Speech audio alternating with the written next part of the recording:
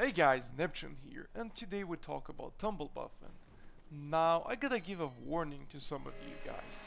If you are the person that thinks that Card Skirt Sword or Washing Pole are cancer, broken and not fun and stuff like that, then you better turn this video off, because I think that Washing Pole isn't even that good and Card Skirt Sword is okay, but what I'm about to show you is a true cancer, even by my standards. So what is a tumble buff? It's a cheap little trick that allows you to buff weapons that can't be buffed under normal circumstances, such as boss weapons or infused weapons. It has been in all Souls games since forever, and it doesn't seem like FROMSOFT can learn. It isn't really a new thing in Dark Souls 3, and I'm pretty sure it has been covered before all over the YouTube, but I did stay away from it on purpose. I was hoping that FROMSOFT would address the issue, but the game has been out for long enough, and so far it has not been addressed, which leads me to think that it's a damn feature. Another reason why I did stay away from it is because tumble buffing is banned in most fight clubs and tournaments because of how broken it actually is, so ultimately it doesn't really matter in the competitive environment that much. Now, before we get into the action, I want to explain the mechanism behind it. Dark Souls 3, just like other Souls games, has an extensive input queue system, meaning that there's a short window that logs inputs and puts them into the queue to be executed when your current action is finished.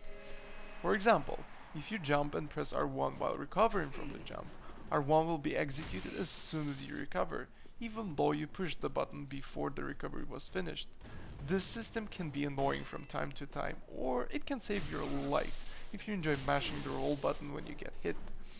So how does it allow us to buff a weapon that can't be normally buffed?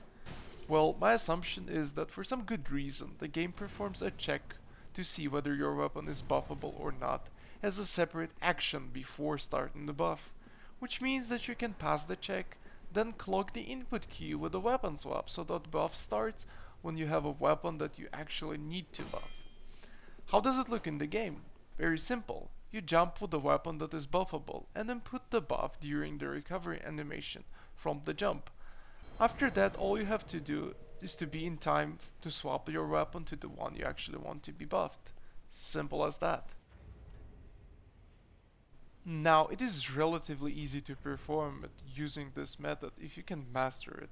However, there are other methods that are much easier to execute, but I won't disclose them, because I'm pretty sure there are plenty of people in the comments bashing me for spreading the cancer already. So, why is it broken? Because it allows you to buff elementally infused weapons. If you stack Dark Blade on top of the Dark Card Skirt Sword with 40 int and 40 fate, you end up getting a lot of pure dark AR, which hits really hard. It is around 25% stronger than 40 strength 50 dex Card Skirt Sword with a blast weapon. And in this example I'm facing pretty min-maxed armor setup. Now you can try to push the limits if you know what element to pick. For example, I know that Herald armor has very low lightning resistance, and for this occasion I am packing Lightning Card Skirt Sword and Lightning Blade. This allows me to get almost 700 AR. How hard does it hit? Really fucking hard.